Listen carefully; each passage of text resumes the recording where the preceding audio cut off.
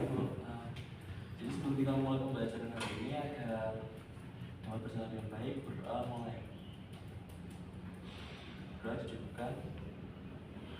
Oke, sekarang Ibu cek presensi dulu ya. Di sini apakah ada yang belum hadir? Oh, ada Cindy, Mandara dan juga Bang Nanda ya. Kira-kira ada yang tahu nggak kenapa?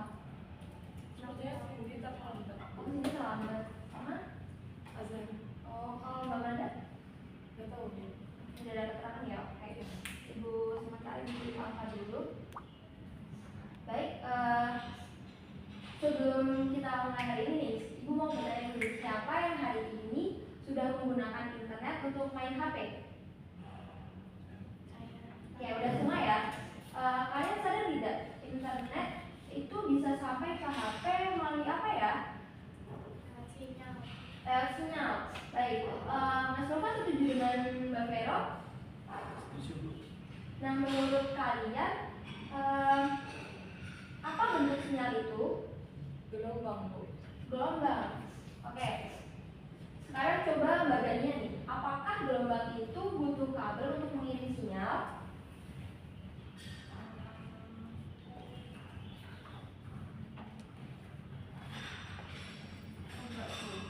Tidak ya. Mbak Suci setuju dengan Mbak Dania? Setuju Bu.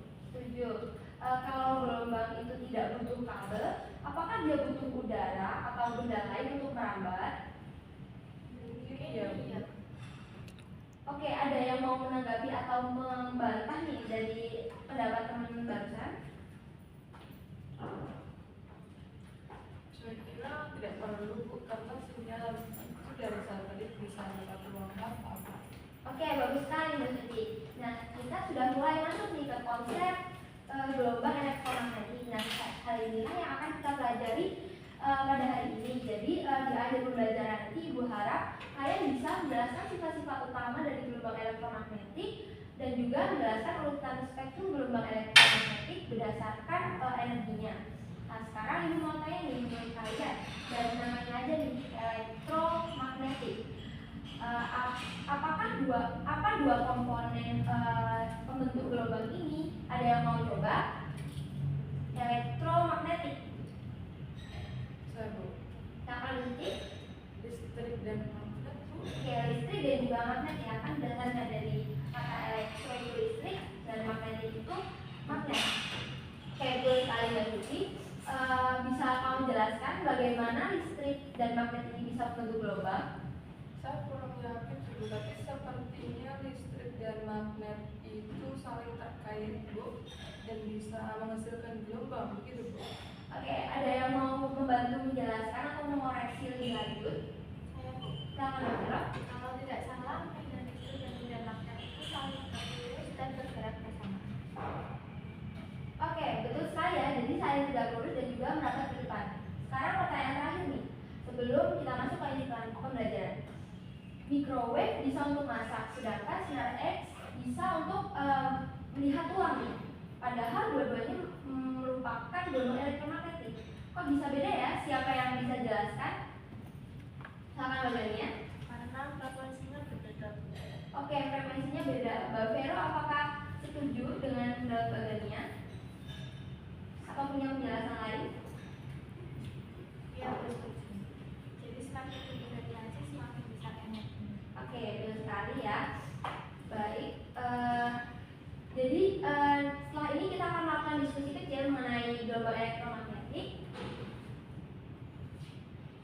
Oke, mungkin sekian diskusi kita hari ini. Mari kita simpulkan bersama. Siapa yang mau menyimpulkan satu hal penting tentang sifat gelombang elektromagnetik?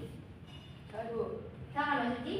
Sifatnya bisa merambat tanpa medium, kemudian dengan kecepatan cahayanya itu Bu. Bagus Mbak Suci. Siapa yang mau menambahkan tentang jenis-jenisnya? Silakan Mbak Vero. Jenisnya banyak di dalam bentuk spektrum. Ada yang energinya rendah seperti gelombang radio, ada yang tinggi dan berbahaya seperti sinar gamma.